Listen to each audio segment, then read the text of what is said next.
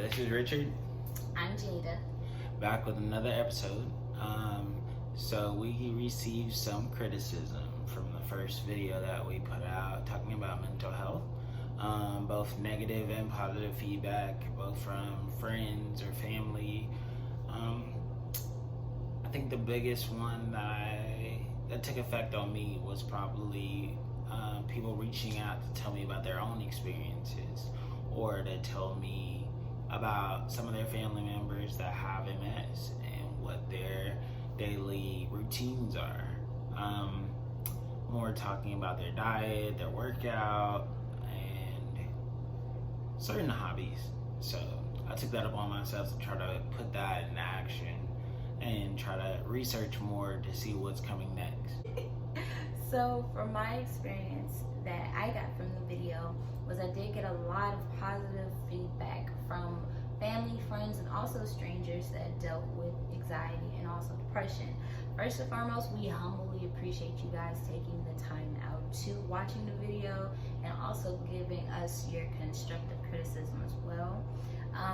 When you tell us or give us input into our videos, that give us more knowledge on what to do on the next video. So we very, very appreciate that.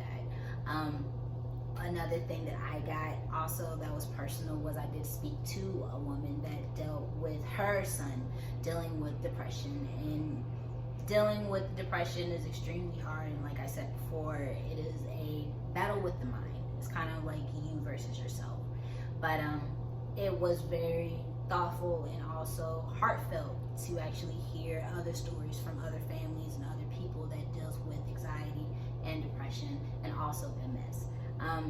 It takes a lot for us to, put ourselves out there, because, when you put something out on YouTube, you're gonna have a lot of pros and a lot of cons.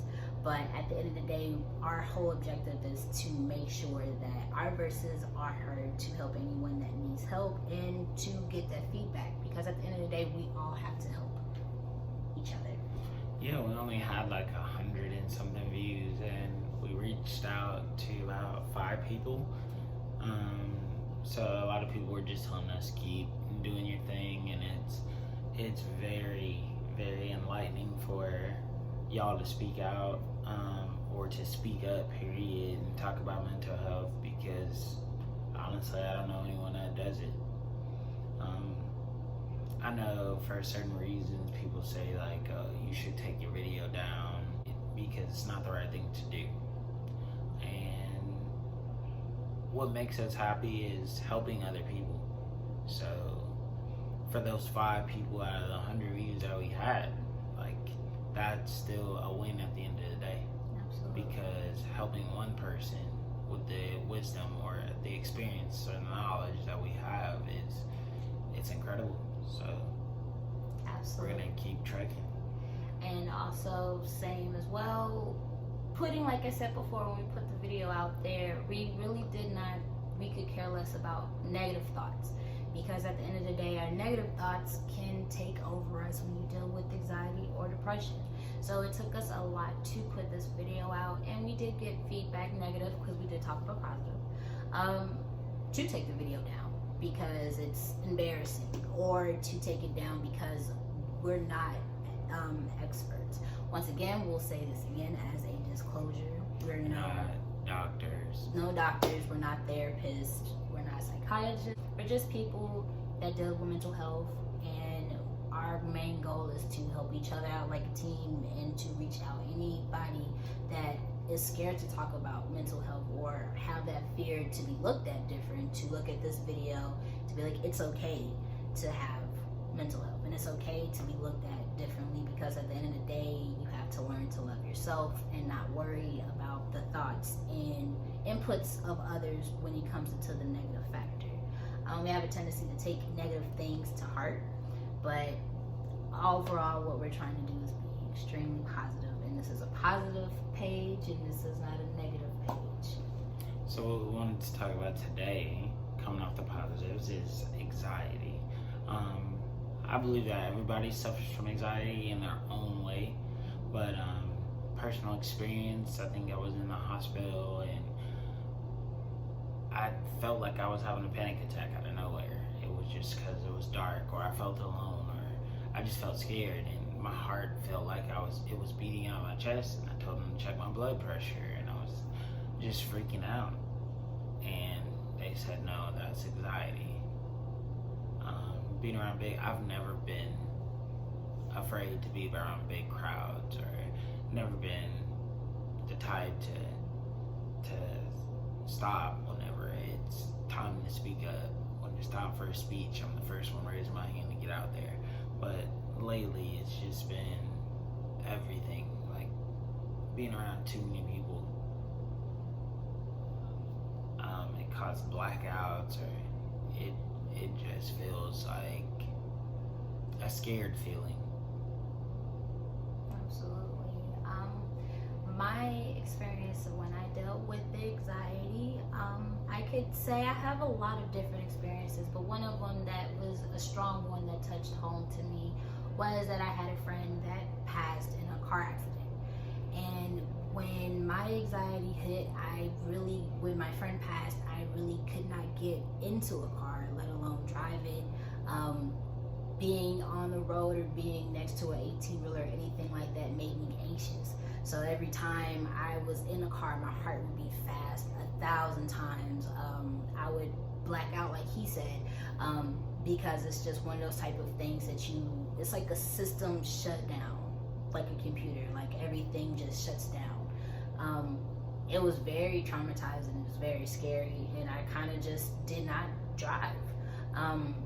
It took me a long time to get comfortable back on the road. I just walked to different places to be comfortable because of a situation that happened to me. I ended up getting anxiety because of that. And like he said also, I used to love to be in like big crowds of people, first one to speak, first one to raise their hand. And now I really fall back into the background. I don't like a lot of crowds. I do enjoy going places, but if it's a big crowd of people, I automatically feel like my heart beating extremely fast, sweaty hands, and I just know when to go into a situation being comfortable versus going into a situation being not comfortable. And that's events anywhere. And that's a trigger. One of the things that they really teach in psychology, psychiatry, or whatever, therapy, is recognizing your triggers and creating coping mechanisms for them. So she mentioned that going to crowds now is a big thing, and that's identifying a trigger ahead of time, and her way of coping to that is to not go to big crowds. And if a support system is extremely good for that as well, because it is extremely difficult. A lot of people don't understand it. Some people that don't acknowledge anxiety fully would just kind of be like, you're over exaggerating, it's not that big of a deal, nothing's gonna happen. But when you're in that position, you don't want to be triggered, and learning your triggers and how to control them and things like that is extremely important for yourself to understand and to acknowledge, because it helps you better yourself and it helps you learn the do's and the don'ts. If you was a party person, you want to go out in crowds, but you're not in that mindset, that doesn't mean you don't have to party anymore. You can do different things in different scenarios to still enjoy yourself, but don't have to be fully overwhelmed to kind of put that mask on to pretend that you're okay just for the look of others, but in reality, you're not okay. It's the same as going to church. Sitting down next to a total stranger, or being around so many people, even though you're doing something positive or there for a positive reason. Some people rather would just watch it on their phone. Yeah. Because of that. That's their coping mechanism for the trigger that they already know they have. Yeah. Then, sorry, I didn't mean to cut you off. And also, you do have people that there's different types of anxiety, from panic anxiety, testing anxiety, social anxiety, and I think social media anxiety is the top importance right now in this generation, because it's not it's very difficult to try to turn off and on your triggers when you do see things that's very explicit or things that you don't like to see or you don't want to see because it triggers you back. The main thing to do with that is to not be overwhelm yourself by social media. Sometimes it is okay to just log off, to kind of protect yourself from not looking at things that you don't want to see, because this is the internet, okay? You can Google anything, Bing anything, and it'll pop up. And if you're a person that deals with anxiety and depression and certain things, and also, PTSD, certain things will trigger you to go backwards. So a better thing for you to do is when you do see that, just log off. That's kind of like what I do. I'll put myself on like a log off for like 5 days. And then I'll get back on. And if it is something that I feel like is going to trigger me, I don't need that. You know what I mean? Sorry. Go ahead. That's a real big input for depression. So when you see that highlight reel on Facebook or on Snapchat or on Instagram, you start to think like, hey, why are these why is their life so good? You start being envious of other people, saying, why are they going on trips all the time? Or I know I've studied hard, I was doing better than them in high school, or all this unnecessary stuff. But you start to bring that back on yourself, which is bringing yourself down. Absolutely. And at the same time too, let me hang on your coattail and agree on one point. The internet is one of the main causes for depression, especially in teenagers to younger kids. We used to not watch the news when we were growing up because of a lot of things that you see, but that is also a hitter because you can't unsee a lot of things. And also too, when you are looking at, whether it's a flashback or a memory that you had 4 or 5 years ago. I know for me, when it's on Facebook, it kind of takes me back because it kind of makes me look at the old person that I was and not the person that I am today. And when you have certain situations like that, you do tend to beat yourself up. But at the end of the day, that's just a memory. You don't let it consume you, and you just learn from it and you just keep moving forward.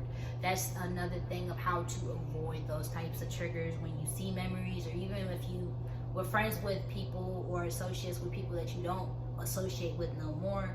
It's okay to log off, like I said, because at the end of the day, you have to focus on yourself and what's healthy for you, and not put your mind, absolutely the main important thing, put your mind into traumatic situations that you can't control, whether you being in a situation that you can learn how to control.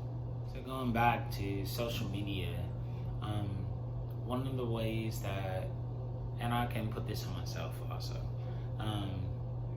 one of the ways that we fall into depression or correlate those two, the highlight reel of other people's lives, being envious of them, and then doing stuff to ourselves, is self-sabotaging. And that's from the decisions that we make. We make drastic, or what are they called? Impulsive decisions. And that's what really kind of sets up self-sabotaging. It kind of kicks us in the butt. And excuse my language, but I've been through it also. There's stuff that I've done in my past that has kind of self-sabotaged my way into what I am now. But I have to be thankful for what I've done, because that has made me into who I am. On the next episode, we'll probably go more into depth with self-sabotaging, depression, anxiety. We want to get a little bit more information on depression and anxiety and single mothers. I know that I have a couple of friends, and she has some too, that suffer from depression or suffer from anxiety and these mental disorders, and we want to get their insight to see how they're doing. We want to check up on them. I know that highlight reel of their kids and everything like we have to still check on that person. And also, we will talk more about postpartum depression. We will be talking about several types, because like I said before, anxiety and depression, that's just kind of like just the title. There's a whole bunch within the names itself, from different anxieties to different types of depression. We like to educate ourselves more because we're also learning how to, understand our own mental health issues, but at the same time to make sure that what we're talking about is real statements, real truth, and not false. And like I said, and like he said, please leave a comment down below of what you want us to talk about. If you have any questions or if you'd like to have some advice, feel free to do so. Like I said in the last one, this is a no judgment zone. And because I said it, last time I messed up, so I said it right this time. So this is a no judgment zone. So please leave your comments and your thoughts down. And thank you guys once again for watching this one. And if you're now looking at this one, go watch the other one, which will be somewhere in the box. I think it's gonna be up there. All right, you guys have a very amazing day.